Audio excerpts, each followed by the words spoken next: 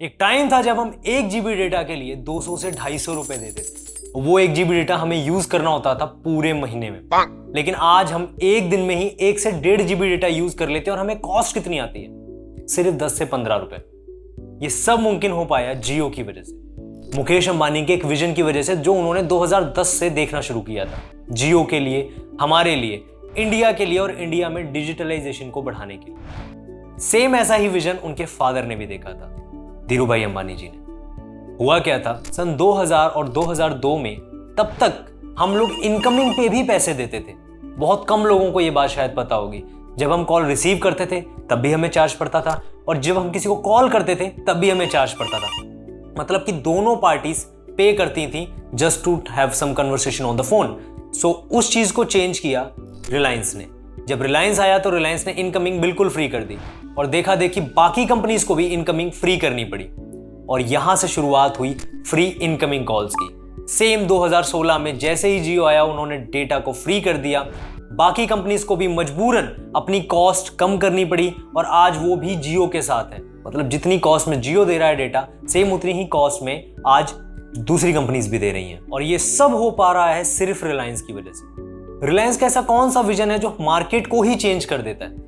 ये पूरा विजन है धीरू भाई अंबानी जी का। जब से उन्होंने कंपनी फाउंड की तब से लेके आज तक उनका और उनके बेटों का विजन यही रहा है कि हमें मार्केट को चेंज करना है, मार्केट को अपने अकॉर्डिंग चलाना है। तो आज हम बात करने वाले हैं धीरू भाई अंबानी जी की, जिनके विजन को आगे बढ़ा रहे हैं मुकेश अंबानी जी। नमस्कार दोस्तों, मेरा नाम है विवेक, आप देख रहे हैं बिहाइंड द वेल।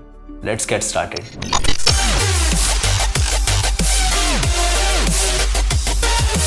आज की डेट में रिलायंस हर सेगमेंट में है, चाहे वो पेट्रोकेमिकल हो, चाहे वो टेलीकम्युनिकेशन हो, चाहे वो रिटेल हो या फिर रिफाइनिंग बिजनेस हो।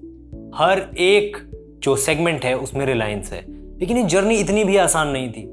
इसके लिए धीरू भाई अंबानी जी ने बहुत मेहनत की और आज उनके इसी सफर के बारे में हम बात करने जा रहे हैं। धीरू भाई अंबानी जी का जन्म 28 दिसंबर 1932 में वेस्टर्न गुजरात में हुआ।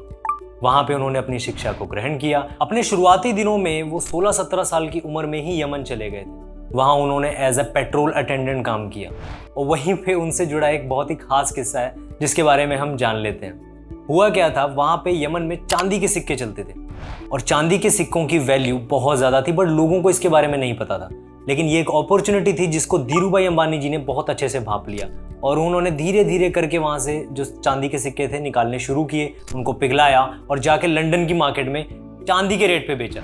मतलब आप समझ सकते हैं कि कम रेट पे चांदी ली और ज्यादा रेट पे बेची और उस एज में उन्होंने ये काम किया। ये तो बात हुई एक अपॉर्चुनिटी की, जिसको देखा उन्होंने, समझा, परखा और उसके बाद उसका फायदा उठाया।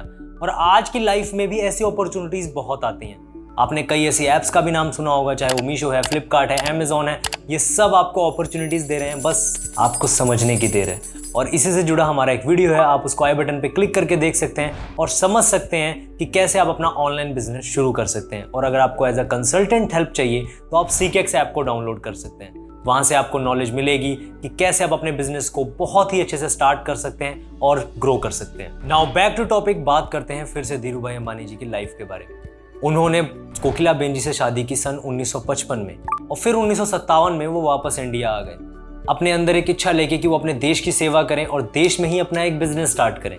और यहाँ से शुरुआत हुई रिलायंस की। लेकिन इतनी जल्दी भी रिलायंस शुरू नहीं हो पाई, क्योंकि उससे पहले उन्होंने स्टार्ट किया अपने कजन के साथ मिलकर एक बिजनेस, पॉलिस्टर इंपोर्ट का। पॉलिस्टर इंपोर्ट के साथ ही उन्होंने स्पाइसेस जो होते हैं, जो मसाले होते हैं हमारे देश के, उनको एक्सपोर्ट करने का भी बिजनेस स्टार्ट किया। और तब स्टार्ट हुआ रिलायंस कमर्शियल कॉर्पोरेशन। इस कंपनी का नाम, जो हम आज जिसको हम रिलायंस इंडस्ट्रीज के नाम से जानते हैं, इसका पहले नाम था रिलायंस कमर्शियल कॉर्पोरेशन। और आपको जान के हैरानी होगी, रिलायंस की स्थापना जब हुई थी तो वो 350 स्क्वायर फीट के एक छोटे से रूम से हुई थी। 2 ऑफिस बॉयज थे और उसके साथ एक टेबल और 2 चेयर, दैट्स ऑल। इतने छोटे स्केल से लेके आज इतने बड़े स्केल तक रिलायंस गई है just because of their dedication. फिर सन 1965 में चंपकलाल दमानी और धीरू भाई अंबानी ने अपने अपने रास्ते अलग कर लिए। उन्होंने अपनी पार्टनरशिप का एंड किया और इसके बाद सोलो ट्रिप स्टार्ट हुई धीरू भाई अंबानी जी की। धीरू भाई अंबानी जी एक रिस्क टेकर थे और उनको पता था कि जब इन्वेंट्री ही बिल्ड करेंगे तभी प्रॉफिट बढ़ सकता है। और इसी विश्वास से उन्होंने रिलायंस कमर्शियल कॉर्पोरेशन को रिलायंस इंडस्ट्रीज में चेंज किया 8 मई 1973 में। अब बात करते हैं एक और इंटरेस्टिंग फैक्ट की, जिससे आपको पता चलेगा कि धीरू भाई अंबानी का देश के प्रति प्यार कितना था, और वो भी एक बहुत ही छोटी उम्र में। ये बात है सन 15 अगस्त 1947 की, जब हमारा देश आजाद हुआ था। उस टाइम पे भी मनाही थी कि आप परेड नहीं कर सकते, फ्लैग को होस्ट नहीं कर सकते, पर वो नहीं मान रहे थे। वो 5th क्लास में थे और उस टाइम पे भी वो अपने स्कूल गए, उन्होंने वहाँ पे फ्लैग होस्टिंग भी की, वहाँ पे एक भाषण भी दिया। लेकिन जब वहाँ पे पुलिस वाले आए, उन्होंने देखा इस बच्चे को क्या सजा दूं, बच्चे को क्या बोल सकते हैं। फिर भी वो पुलिस वाले उनको लेके गए, उनको डांटा, समझाया, बुझाया और फिर जाके कहीं रात में उनको वापस भेजा।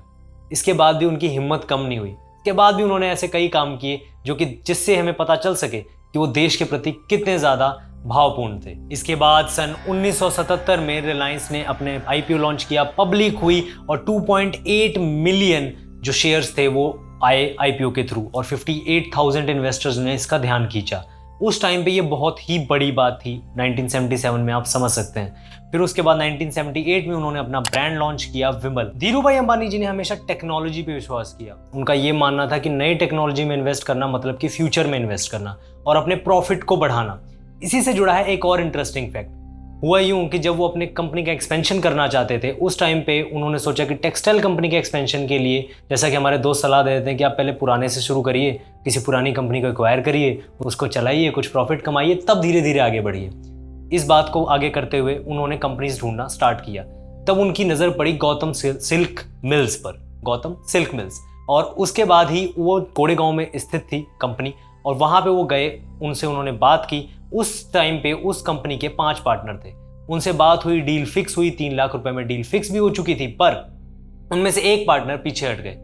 तब उस टाइम पे वो डील वहाँ पे उनको कैंसिल करनी पड़ी। उसके बाद भी उनके फ्रेंड्स ने उनसे कहा कि आप चलिए कोई बात नहीं, हम फिर किसी और कंपनी से बात करते हैं, और भी कई कंपनीज है जहाँ पे जाके हम अपनी डील को सेटअप कर सकते हैं। लेकिन नहीं, धीरूभाई अंबानी जी ने बोला कि अब मैं कभी भी किसी भी पुरानी कंपनी में इन्वेस्ट नहीं करूंगा, और करूंगा तो नई कंपनी में इन्वेस्ट करूंगा, अपना खुद का सेटअप डालूंगा बड़ा।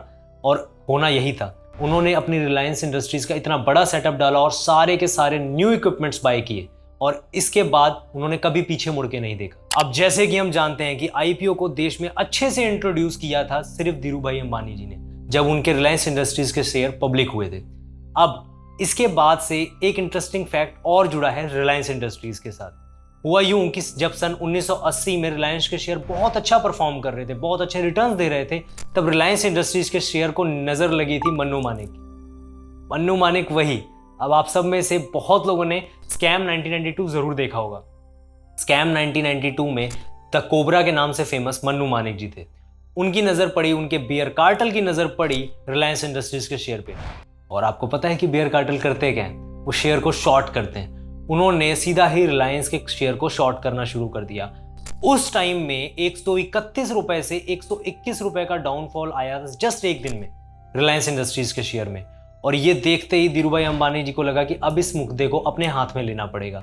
और उन्होंने क्या किया, उन्होंने अपने एक लेफ्टिनेंट को आगे किया, अपने एक करीबी को आगे किया कि ताकि वो जाके इस सिचुएशन से आगे लड़ सके। और उस लेफ्टिनेंट का नाम था आनंद जैन।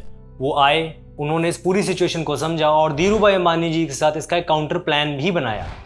अब इसमें हुआ क्या कि जब बियर कार्टेल ने 1.1 मिलियन शेयर्स को शॉर्ट सेल किया तो मार्केट में हड़कंप मचा और 131 से 121 रुपए पे शेयर आया, और फिर उसके बाद कुछ और भी नीचे गिरा।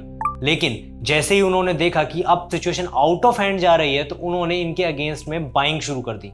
अब काफी लोगों को शॉर्ट सेलिंग के बारे में नहीं पता होगा, मैं उनको एक सिंपल सी एग्जांपल से बताता हूँ क्या होती है शॉर्ट सेलिंग। शेयर मार्केट में जब किसी प्राइस पे हमें लगता है कि वो नीचे गिरने वाला है, तो हम उसको बेचना चालू कर देते हैं, और नीचे आके जब जैसे मान लीजिए 100 रुपए पे आपने उसको शॉर्ट सेल किया और 90 रुपए पे आके उसके आपने वापस बाय कर लिया, तो जो बीच का 10 रुपए का मार्जिन हो वो आपका हुआ प्रॉफिट। इसको हम शॉर्ट सेलिंग कहते हैं। इसके ऊपर हम एक डिटेल पे आगे वीडियो भी बना सकते हैं अगर आप चाहते हैं तो। आगे बात करते हैं इस पूरे इंसिडेंट की। अब शॉर्ट सेलिंग में इतना ज्यादा प्रेशर था कि उसको संभालते संभालते 1-2 दिन निकल गए थे। और इसके बाद जब हमारे जो बुल कार्टेल है, जहां जो हम धीरूभाई अंबानी जी की बात कर रहे हैं, उन्होंने जब यहाँ पे बाइंग शुरू की तो बाइंग इतनी ज्यादा हो गई कि बियर कार्टेल को उसके आगे झुकना पड़ा। मतलब कि बाइंग ज्यादा और सेलिंग कम। और जब आपको पता है रूल यही है, जब बाइंग ज्यादा होगी और सेलिंग कम होगी तो शेयर का दाम बढ़ेगा या किसी भी चीज का दाम बढ़ेगा। और इसके बाद हार माननी पड़ी पूरे बियर कार्टेल को। और उस टाइम के अनुसार बियर कार्टेल को इतना ज्यादा लॉस हुआ था कि उनको रिकवर करने में कम से कम 1 से 2 साल लगे थे। और इस इंसिडेंट से हमें उनकी विल पावर का पता चलता है। मतलब कैसी भी सिचुएशन हो, आपको उससे लड़ना आना चाहिए। और ऐसा नहीं कि आप सिचुएशंस को टर्न अराउंड नहीं कर सकते। ऐसी कई कंपनीज हैं जो लॉस में जाती हैं बट उनको टर्न अराउंड होना पड़ता है और टर्न अराउंड होने के बाद ही वो प्रॉफिट में आती हैं और ये सब होता है विल पावर से और यही सिखाया है हमें धीरूभाई अंबानी जी ने। अब बात करते हैं कुछ अवार्ड्स की जो धीरूभाई अंबानी जी को मिले। 8 नवंबर 2000 यहाँ पे उनको अवार्ड मिला था केमटेक फाउंडेशन के द्वारा मैन ऑफ द सेंचुरी का, उनके कंट्रीब्यूशन के केमिकल इंडस्ट्री में। और फिर 6 जुलाई 2002 को धीरूभाई अंबानी जी की डेथ हो गई एक मेजर स्ट्रोक के कारण और उसके 14 साल बाद उनको पद्म विभूषण से नवाजा गया सन 2016 में। और जब धीरूभाई अंबानी जी ने अपनी आखिरी सांसें ली तब उनके पास थी $2.9 बिलियन की वेल्थ और ये सब क्रिएट किया उन्होंने अपनी विल पावर से, अपनी डेडिकेशन से और अपने देश के प्रति प्यार से। इन द एंड हम यही कह सकते हैं कि धीरूभाई अंबानी जी एक एक्स्ट्रा ऑर्डिनरी सोल थे जिन्होंने ग्राउंड लेवल से लेकर टॉप लेवल तक हर चीज को समझा और एक बहुत ही बड़ी जर्नी को कवर किया। धीरूभाई अंबानी जी की इस स्टोरी से, इस लंबी जर्नी से हमें क्या सीखने को मिलता है? इससे हमें सीखने को मिलता है कि अगर आपके पास विल पावर है और आपके पास नॉलेज है, आपकी डेडिकेशन अपने काम को लेके, तो आप भी आगे बढ़ सकते हैं। लेकिन आज के टाइम में हर चीज़ आपको बहुत ईजिली नहीं मिलती, आपको कंसल्ट करना पड़ता है, आपको समझना पड़ता है, आपको मार्केट की सिचुएशन को अच्छे से जानना पड़ता है और इसके लिए ज़रूरत पड़ती है आपको कंसल्टेंट्स की। फिर चाहे वो फाइनेंशियल कंसल्टेंट हो, चाहे वो बिजनेस कंसल्टेंट हो या फिर वो आपका करियर कंसल्टेंट हो। और अगर आप भी अपनी लाइफ में आगे बढ़ना चाहते हैं और कुछ सीखना चाहते हैं या किसी से सलाह लेना चाहते हैं तो आप आ सकते हैं CKX ऐप पे। वहाँ पे आपको पता लग सकता है कि कैसे आप अपने बिजनेस को आगे बढ़ा सकते हैं या अपने किसी और बिजनेस में पैसा इन्वेस्ट कर सकते हैं। ये सब आपको मिलेगा यहाँ पे, मतलब कि CKX पे। So you can download the app and start consulting with these experts on CKX। सो आज के लिए इतना ही और अगर आपको हमारी वीडियो अच्छी लगी हो तो please like, share and subscribe करना नहीं भूलिएगा। कमेंट कीजिएगा अगर आपको किसी और वीडियो में भी इंटरेस्ट हो, हम वो भी बनाएंगे। And please stay tuned, be healthy and please do subscribe.